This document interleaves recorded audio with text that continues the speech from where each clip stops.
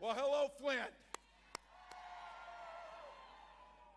One thing I do know is governors, and you've got a hell of a governor in Michigan. Can I say that? To Senator Peters and Stabenow, thank you on behalf of the whole country for the work that you do. Michigan, you know the assignment. There's several things going on here. Alyssa Slotkin needs to go to Washington. Make sure that happens. And I've had the privilege of serving with someone I consider a dear friend, an incredible member of Congress, Dan Kildee. Thank you, my friend. Hard to replace him, but I think you found somebody to do it. Kristen McDonald-Rivet, make sure she gets there. Make sure they get him there. Mayor Neely, thank you for having me in this incredible community. And Pastor Overson, the words that he spoke, that we know what we have to do. We got 4 days to get that work done, people. Let's get her done. Now, to all of you, thank you. Thank you for coming out. Look, anywhere else I would thank you for coming out in the cold, but for God's sakes, we're Midwesterners. It snowed in Minneapolis yesterday, so we're ready to go. But you came out for a simple reason. You love this country and you know there's work to be done, so thank you for that.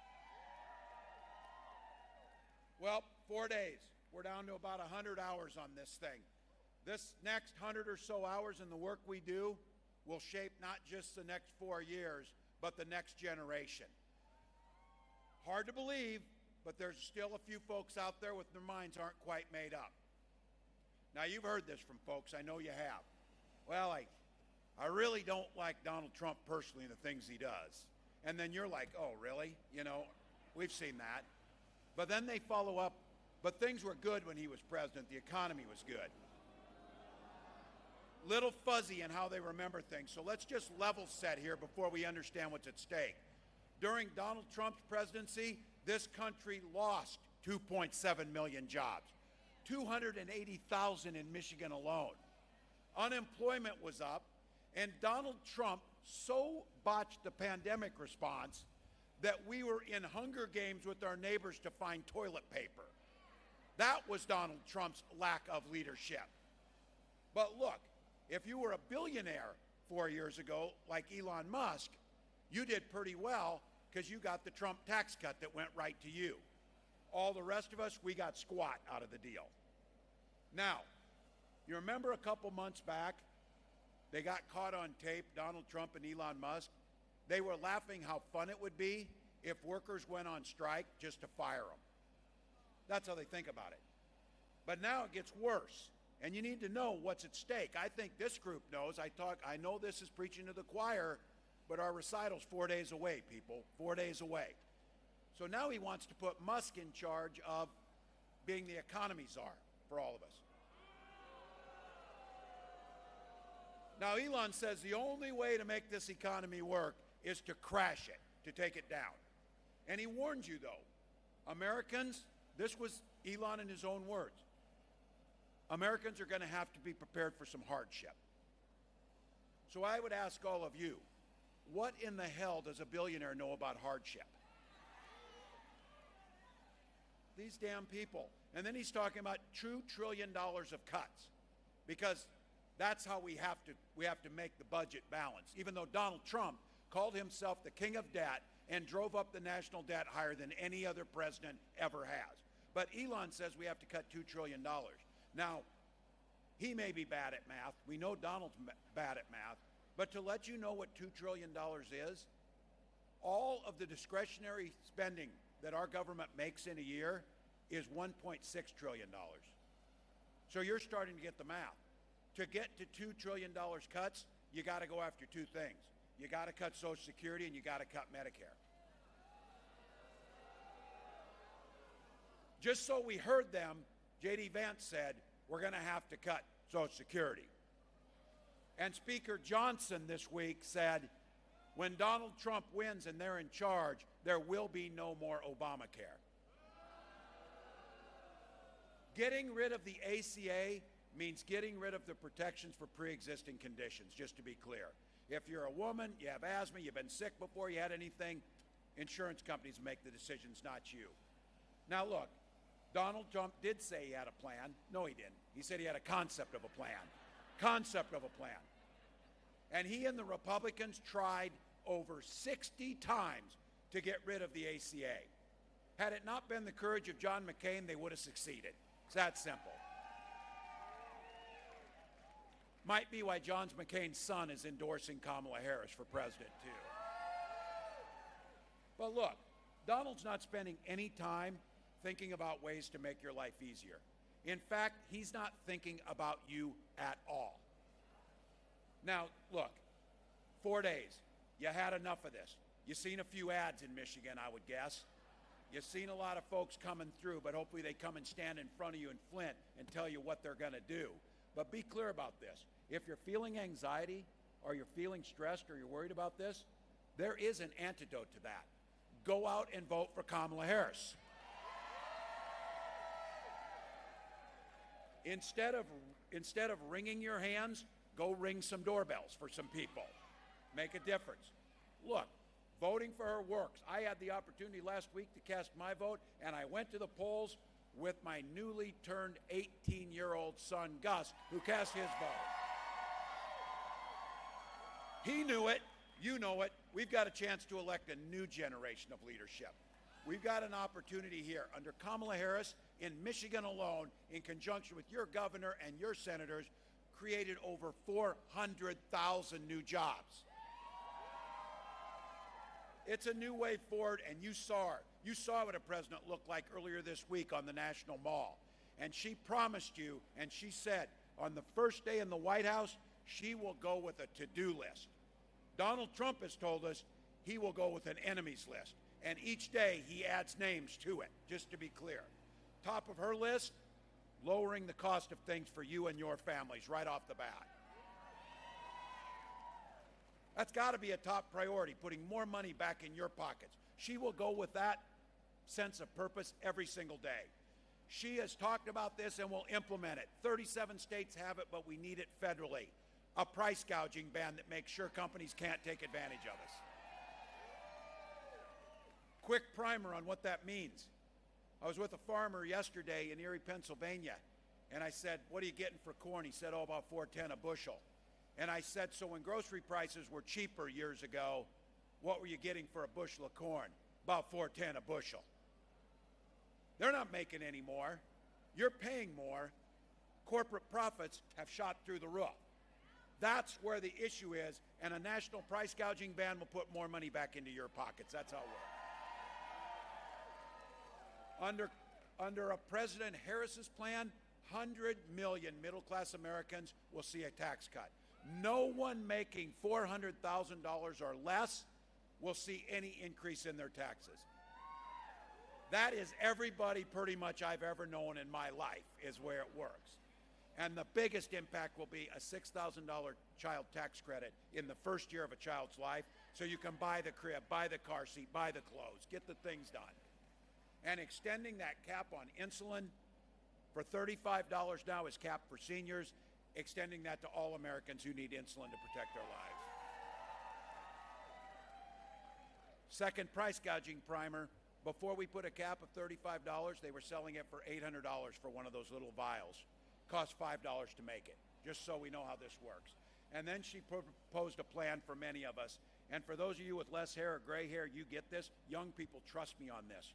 When you turn 60, you start paying a lot of attention to Medicare. You start paying a lot of attention because it's dignity in your life to be able to afford the care that you need.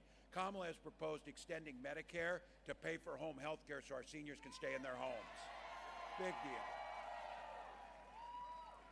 And I think many folks might not have known this. Currently, Medicare does not pay for vision, for glasses, and hearing aids. We will extend it to those things, too, for quality of life. If you want to own a home, we're going to make sure there's 3 million more units being built and that you get the opportunity to get a $25,000 credit for the down payment to get more people in their homes. And for those of you who want to be entrepreneurs and start that American dream, it costs about $40,000 to get a small business off the ground in the beginning. Currently, the law says you can deduct $5,000 tax credit. Kamala will propose, and we'll put into law, $50,000 to get you off the ground and make it work. Now look, that is not a concept of a plan. That is a plan, and I'm damn proud of it. That is a real plan. I got asked, and the vice president got asked, well, how will you pay for this? Well, for starters, we'll have Donald pay his damn taxes, and we can go from there. Elon can pay his taxes. But in all seriousness, they do have a plan on the other side. It's called Project 2025. Folks, they have thought about this long and hard. They have brought the folks in who want to reimagine what America looks like, skewing the system for a few. I said, and they're pretending now, oh, this doesn't mean anything. Bull crap. They created that thing just like I said, you create a playbook in football so you can execute the plays. They plan on doing this. This playbook is a damn nightmare for the middle class. Look, in this thing, they're going to repeal the bipartisan infrastructure law. To these members of Congress who helped pass this, this was the most significant investment in American infrastructure since the Eisenhower interstate system. It is huge.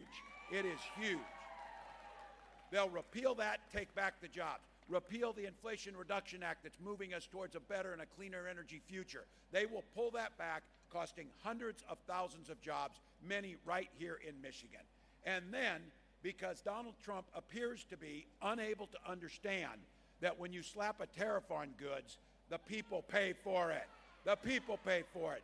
20% increase, $4,000 to each and every one of you. You would have thought in his nearly 80 years on the planet he could have learned what a damn tariff was and how it worked.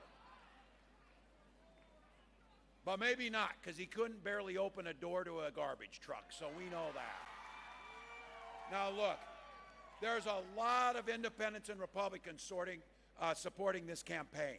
And they're doing it because old Republican Party stood for something and contributed to this. And when they talked about freedom, they meant it. When Donald Trump talks about freedom, he means the freedom for he and his government to be in your exam room, to be in your bedroom, to be in your kids' libraries, to tell you what to read. I've said it, and you say it here. We're all better off. If they mind their own damn business, we mind our own business, and things will work. But here's the choice. When Kamala Harris talks about freedom, freedom for you to make the choices, not politicians. You decide who you marry. You decide when you go to the doctor. You decide when you start a family. You decide what you're going to read. That's what freedom looks like. And where Donald Trump called Social Security a Ponzi scheme, in every one of his budget, he voted to cut it. They talk about raising the age to it. J.D. Vance said it's the only impediment to fiscal sanity. What we understand is freedom is for our seniors to retire with dignity by strengthening Social Security and Medicare. And folks in this city know what freedom looks like. The freedom to breathe clean air and drink clean water, to make sure. Because investing for it, and we must make those investments because we can't afford not to. Now, Kamala understands working with communities to make sure you have the ability to not just get by, but to be able to thrive. And I'll say it here, we've seen it across this country. I say it as a father of a senior in high school. I say it as someone who's been in the classroom, and now as governor of Minnesota. The freedom to send your little ones to school in best dressed clothes, to go be kids and learn, and the freedom for them not to be shot dead in that classroom when they get there. And I refuse to have them frame this up. I know guns, you know guns. I was a veteran, a hunter, a gun owner. Kamala's a gun owner. We have our entire lives, and we know that we can uphold the Second Amendment while upholding our first responsibility, which is the protection of our children, first and foremost. Now look, it's coming down, and I know you get it, but I'm going to talk to just the guys here. I want the guys in the room here to think about, or those who think about the women you love, whether it's daughter, wife, mom, aunt, neighbor, friend. Think about them.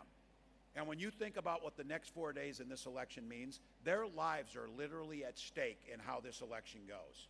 Donald Trump's the guy who appointed the Supreme Court justices who overturned Roe versus Wade. He brags about it, and those women you're thinking of right now, they have fewer rights than their mothers and grandmothers had because of Donald Trump. 20 states have Trump abortion bans. Yesterday, and this nightmare continues on with him as he spirals down. Yesterday, he told us he is going to put RFK Jr. in charge of women's health. And he told the women here that he would be your protector. And he added, he said, I quote, I'm going to do it whether women like it or not. Which is pretty much what he's done his entire life. Well, now we're seeing it. Women turned away from emergency rooms, miscarriaging in parking lots, whether they like it or not. Survivors of rape being forced to carry those pregnancies to term, whether they like it or not. Fertility clinics having turned couples away at the door, whether they like it or not. This is personal for me and my family. We had fertility issues, but we had fertility treatments, and we had our beautiful daughter. And I will be damned if anyone in this country should be denied the right to have their family of their choice. When Congress and we get the majority back in the House of Representatives and hold the Senate, and we restore reproductive freedom, Kamala Harris will sign that bill into law. Folks, it's pretty simple. Kamala Harris and I trust women.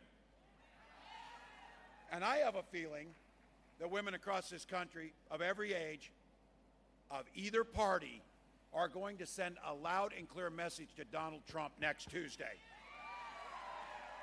whether he likes it or not.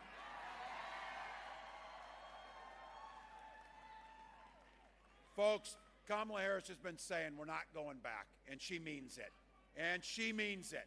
I'm here today on behalf of soon-to-be President Harris, myself, and the rest of this country to humbly ask you for your vote. We got 4 days.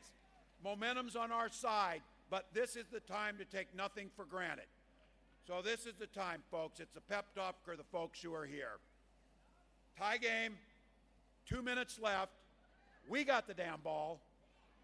We got the best quarterback in Kamala Harris. It's on the field. We got the best team that's doing the work in all of you. We don't get tired because we sleep when we're dead in this group. You know that 1 or 2 votes per precinct in Michigan could make the difference. Not for 4 years, but for a generation going forward if we win this thing. There's going to be a time when, and I know the young people find this hard to believe, you're going to be older, you're going to be sitting in that rocking chair on the porch rocking, and a little one's going to come up to you and they say, tell us about the time in 2024 where we saved democracy. What did you do? They're going to ask you, what did you do in 2024? And your answer is going to be every damn thing I could. Every damn thing I could. How many have voted in this group? All right. How many have made phone calls in this group? Anybody door knocked? All right. Here we go, folks. If you still got a mail-in ballot, get the damn thing in the mail today. Or take it to the clerk's office. Or make a plan to vote between now and Sunday. Or on November 5th. Now, here's the deal. iwillvote.com/mi to find your polling place. That's what you got to do, folks. And here's the deal. What a privilege, within a little over 100 hours, to be able to work our tails off, to be able to stand up for this democracy, to be in that long line of patriots that did the right thing for this country, to be able to make an impact, protect reproductive care, create good manufacturing jobs, increase union participation, do something about gun violence. All of the things we want to do, we've got the ability to do it because we believe in the promise of this country. And as the Vice President has taught us well, when we fight, for the next 4 days now, when we vote, Michigan, bring this thing home for America. Let's go. Let's go.